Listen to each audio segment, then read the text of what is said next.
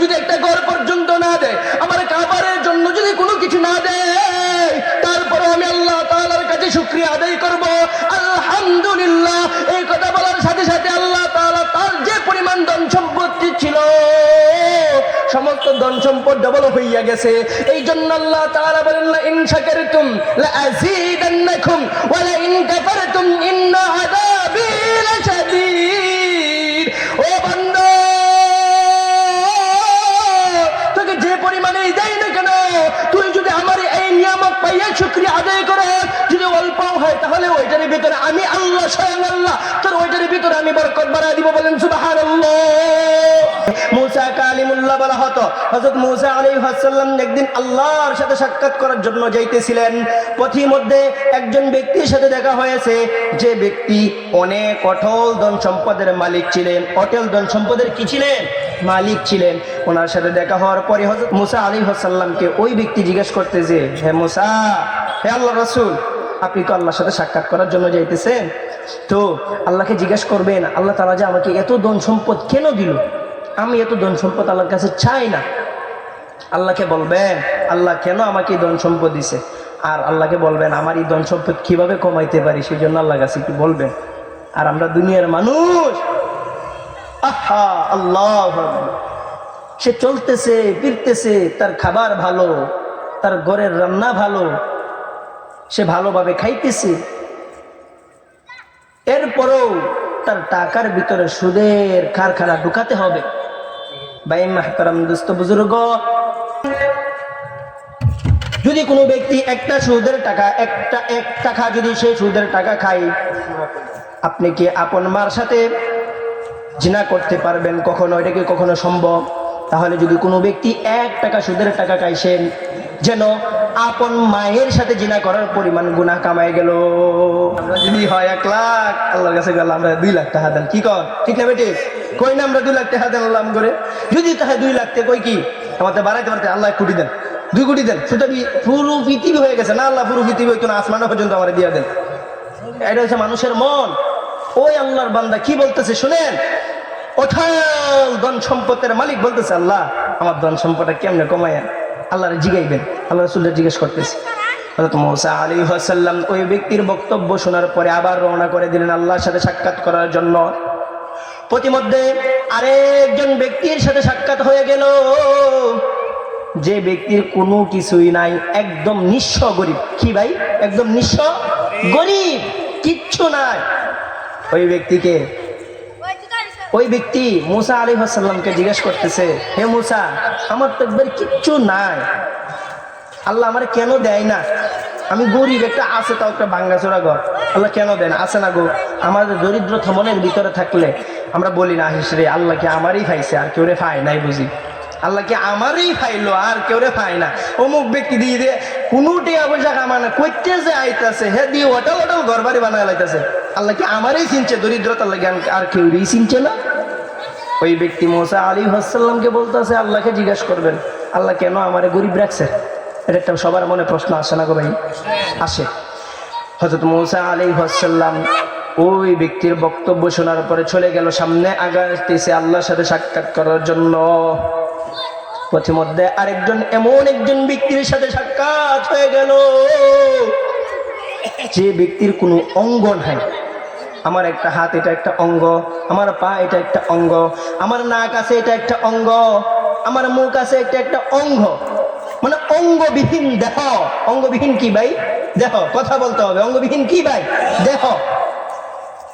এই যে অঙ্গবিহীন একটা দেহ নিয়া ওই লোকটা পড়ে আছে, হযরত মুসা আলাইহিস সালামকে জিজ্ঞেস করতেছে যে, হযরত এ আল্লাহ রাসূল, আল্লাহকে জিগাইবেন আপনার একটা হাত আছে, আপনার পা আছে, আপনার নাক আছে, আপনার কান আছে, আপনি যদি কি ওটা করতে পারবেন? আমার মতো যে অঙ্গবিহীন একটা দেহ দিল, আমার মতো একটা মানুষকে কেন দিছে, এটা আল্লাহকে একটু জিজ্ঞাসা করিয়েন তো। এটা একটা বিষয় না? আমার তো অবশ্যই জানা যে আল্লাহ আমার কেন গরিব রাখছেন, আমাকে কেন এত ধন সম্পদ দিচ্ছেন। যেহেতু আল্লাহ রাসূল ওই যে মুসা আলাইহিস সালাম কথা বলতে পারতেন, ওনার কাছ থেকে যখন হযরত মুসা আলাইহিস সালাম চলে গেলেন, আল্লাহর সাথে সাক্ষাৎ করে যখন ফিরে আসতেছেন, হযরত মূসা আলাইহিস সালামের সাথে ওই প্রথম ব্যক্তির সাক্ষাৎ হয়ে গেছে। কোন ব্যক্তি বলেন তো দেখি? কোন ব্যক্তি? যে ব্যক্তির অঢল ধন সম্পদের মালিক ছিল। ওই ব্যক্তি হযরত মূসা আলাইহিস সালামকে জিজ্ঞেস করতেছেন, হে মূসা, আল্লাহর রাসূল, আল্লাহ কেন আমাকে এত অটল ধন সম্পদের মালিক বানাইছে? আল্লাহ এই ব্যাপারে কি বললো আপনাকে? আছে না গো? সবার মনে আগ্রহ আছে না? আছে কি না? তখন মূসা আলাইহিস সালাম বললেন, আবার ওই ব্যক্তি এটাও জিজ্ঞেস করতেছে, আচ্ছা এই ধন সম্পদ যে কমাবো এই ব্যাপারে আল্লাহ তাআলা কি বলছেন? ওই ব্যক্তিকে হযরত মূসা আলাইহিস সালাম বলতেছেন, তুমি যে ধন সম্পদের মালিক হইছ, ওই ধন সম্পদ থেকে তুমি যদি গরিব আনা, আবার যদি ওই ধন সম্পদ তোমার থেকে দূরে চলে যেতে চাই, কিসের কারণে? শুধু আলহামদুলিল্লাহ শুকরিয়ার কারণে। ওই বান্দা বলে, আল্লাহ যদি আমাকে ধন সম্পদ নাও দেয়, তাও আমি কি করব? শুকরিয়া আদায় করব। কি করব? শুকরিয়া আদায় করব। এরপরে হযরত মূসা আলাইহিস সালাম সামনের দিকে আগাইতেছেন। হযরত মূসা আলাইহিস সালাম কি করতেছেন? দ্বিতীয় ব্যক্তির কথা আপনাদের মনে আছে? কোন ব্যক্তি বলেন তো দেখি? যে ব্যক্তির কোনো ঘর নাই, আছে তাও একটা ভাঙ্গা চোরা, আছে তাও কি রা? ভাঙ্গা চোরা। ওই ব্যক্তিকে ওই ব্যক্তি মূসা আলাইহিস সালামকে রাস্তায় পেয়ে বলতেছেন, হে আল্লাহর রাসূল, আল্লাহ তাআলা আমার ব্যাপারে আপনাকে কি বলেছে আমাকে একটু বলেন শুনি। আপনার শুনের আগ্রহ আছে না? ইনশাআল্লাহ আছে তো? ইনশাআল্লাহ। যখন হযরত মূসা আলাইহিস সালাম বলল, আল্লাহ তাআলা তোমাকে যাই দিয়েছে এটার উপর শুকরিয়া আদায় করো। এখন ওই লোকে বলতেছে, আমার এমনি এটা কিছু না, আমি আবার আল্লাহর উপরে শুকরিয়া আদায় করতাম নি। এই কথা বলার কারণে এই যে সে যে না শুকরিয়া আদায় করছে, এই না শুকরিয়া আদায় করার কারণে তার যে একটা ছোট একটা কুড়ের ঘর ছিল, ওই না শুকরিয়া করার কারণে এমন একটা বাতাস আসছে, আল্লাহ তাআলার পক্ষ থেকে এমন একটা আযাব আসছে তার জন্য, ওই ঘরটুকু পর্যন্ত উড়ে নিয়ে চলে গেছে। বলেন নাউযুবিল্লাহ। আল্লাহ তাআলা বলেন, লা ইন শাকারতুম লা আযীদান্নাকুম ওয়ালা ইন কাফারতুম ইন্না আযাবি লাশাদীদ। আল্লাহ তাআলা বলেন, ও বান্দা, তুই না শুকরিয়া করবি, আমি যে তোকে সুস্থ রাখছি এটাই তো অনেক কিছু, তোকে যে পা দিয়েছি এটাই তো অনেক কিছু। আবার বান্দা তুই না শুকরিয়া করো, তোকে যে হালাল খাওয়াইতেছি এটাই তো অনেক কিছু, তুই কেন সুদ খাস বান্দা? এই যে তুই সুদ খাইতেছ এটাই তো আমাকে না শুকরিয়া করতেছ। আল্লাহ তাআলা ওই ব্যক্তি না শুকরিয়া করার কারণে কি হয়েছে, তার যে একটা অল্প একটা গরু ছিল ভাঙ্গাচোরা, ওইটাকে আল্লাহ তাআলা নিয়ে নিছে। এই জন্য ভাই মুহতারাম দোস্ত বুজুর্গ, প্রত্যেকটা কাজে প্রত্যেকটা হালতে আমরা আলহামদুলিল্লাহ বলবো। বলেন আলহামদুলিল্লাহ। আমরা যে এখানে আসতে পারছি এটা আল্লাহ তাআলার একটা নিয়ামত। কি কোন ঠিক না বেটি? আমরা এখানে যে বসে আছি ভাই, আমাদের সেই চক্ষু নাই যে চক্ষু দিয়ে আমরা কি করব? আল্লাহ তাআলাকে দেখব। আমাদের কি সেই চক্ষু আছে? কিন্তু আল্লাহ তাআলা বলেন, যে বান্দা আমার স্মরণের জায়গায় বসে, আমার রিজিকের জায়গায় বসে, আমি স্বয়ং আল্লাহ আমি তাদেরকে তাদেরকে নিয়ে আমার একটা ফেরেশতাদের মহল আছে, তাদের ব্যাপারে আমি ওই ফেরেশতাদের মহলে আলোচনা করি। বলেন সুবহানাল্লাহ। আমরা এখানে মানুষ আমরা এখানে মানুষ অল্প হতে পারি, কি এই অল্পতে আল্লাহ তাআলা বলছে যে বৃষ্টি যেরকম ভাবে নাজিল হয়, বৃষ্টি আসমান থেকে পড়ে না ভাই, এই সময় তো আমরা দেখতে পারি, ওই রকম ভাবে বৃষ্টির মতো আল্লাহ তাআলার রহমত তোমার দিকে পড়তেছে। বলেন না সুবহানাল্লাহ, আলহামদুলিল্লাহ। এই যে নিয়ামত, এটা কি যারা হ্যান্ডেলের বাইরে ঘুরতে আছে তাদের কি ফাইব? যারা দোকান পাটে ঘুরতেছে তাদের কি ফাইব? যখন আল্লাহ তাআলা আখিরাতে আমাকে আপনাকে দাঁড় করাবে, এটার নিয়ামত যখন দেখতে পাবো, ওই আল্লাহ এটা পাহাড় এটা করতে আইছে, আমার এই পাহাড় এটা করতে আইছে।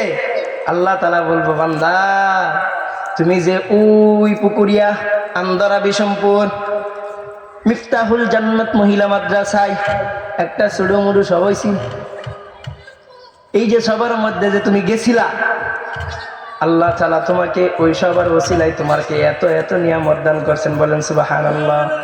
তার পাশের বন্ধু বলবে, আমার কেন এত নিয়ামত নাই? বলবো, তুমি ওই দিনকার দোকান ফাড়ে ঘুরছিলা, তোমার মাইকদা ডাকছি 10-15টা মাইকদা ডাকছে, তুমি আইছো না।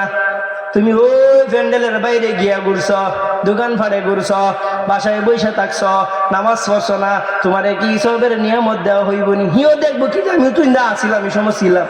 তুমি তো প্যান্ডেলের ভিতরে ছিল না, আল্লাহর কথা শুনছো না, নবীর কথা শুনছো না, এই জন্য তোমাকে এই নিয়ামত দেওয়া হয় নাই। এই জন্য আমরা আরেকবার বলি আলহামদুলিল্লাহ। করতেছেন নামের ভিতরে একটু জায়গা খালি আছে, কি আছে? একটু জায়গা খালি আছে। ওই জায়গাটাকে বরট করার জন্য ওই জায়গাটাকে পরিপূর্ণ করতে হবে। তো কি বলেন? পরিপূর্ণ করতে হবে না? যখন আপনার এই যে আমাদের পাশে একটা বিল্ডিং ঘর আছে, ওই বিল্ডিং ঘরটা যদি সম্পূর্ণ কাজ যদি পরিপূর্ণ করে একটু জায়গা যদি খালি থাকে, ওটা খারাপ দেখা যায় না গো? তো ওই যে জাহান্নামের একটু জায়গা আছে, যে জায়গাটা অসম্পূর্ণ, ওই জায়গাটাকে পরিপূর্ণ করার জন্য, বরাত করার জন্য আল্লাহ তাআলা তোমাকে সৃষ্টি করছে। এই কথা শোনার সাথে সাথে ওই ব্যক্তি বলতেছে আলহামদুলিল্লাহ। মুসা আলাইহিস সালাম জিজ্ঞাসা করে, ও বান্দা তুমি আলহামদুলিল্লাহ কেন বললা? বললো, ওই ব্যক্তি বলল, আল্লাহ তাআলা কোন জিনিস ওকে ব্যবহার করেন না, ওকে যে সৃষ্টি করেন না। এই আসমান সৃষ্টি করেছেন একটা কাজের জন্য, এই চন্দ্র সৃষ্টি করেছেন একটা কাজের জন্য, এই সূর্য সৃষ্টি করেছেন একটা কাজের জন্য। আল্লাহ তাআলা রাত দিয়েছেন মানুষকে আরাম করার জন্য, দিন দিয়েছেন পরিশ্রম করে তার রুজি উপার্জন করার জন্য। আল্লাহ তাআলা কোনো কিছু অকাজে ও কর্মে ব্যবহার করেন না, অপব্যবহার করেন না। আল্লাহ তাআলা যে আমাকে একটা কাজের জন্য বানাইছে, সেই যেটা জাহান্নাম হোক, সেই যেটা জান্নাত হোক, আল্লাহ তাআলার কাজের জন্য যে ব্যবহার করছে, এই জন্য আমি একজন বান্দা আল্লাহর কাছে শুকরিয়া আদায় করলাম। আল্লাহ তাআলার শুকরিয়া আদায় করার কারণে, আল্লাহ তাআলা শুকরিয়া আদায় করার সাথে সাথে ওই ব্যক্তির একটা পরিপূর্ণ সুন্দর দেহের ব্যবস্থা হইয়া গেল। বলেন সুবহানাল্লাহ। এই জন্য আল্লাহ তাআলা কুরআনে কারিমে বলেন, লা ইন শাকারতুম লা আযীদান্নাকুম ওয়া লা ইন কাফারতুম ইন্না আযাবি লাশাদীদ। ও বান্দা, তুই আমি আল্লাহর শুকরিয়া আদায় করছস, যাই পাইছস না কেন, ওই শুকরিয়া আদায় করার কারণে আমি তোর অল্প জিনিসটাকে নিয়ামত বাড়াইয়া অনেক বানাই দিব। আর তুই যদি আমার নিশায় নিয়ামত পাওয়ার পর যদি শুকরিয়া আদায় না করো, ওই মহিলা, ওই ব্যক্তির মতো, যে ব্যক্তির একটা ছোট ঘর ছিল, ওইটাকে আল্লাহ তাআলা ছিনাই নিছে, ওইভাবে তোর সম্পদটাকে আমি ছিনাই নিব। এবং মৃত্যুর পরে আযাবের ব্যবস্থা আছে না ভাই? আছে। আমরা যে মাহফিলটুকু করলাম,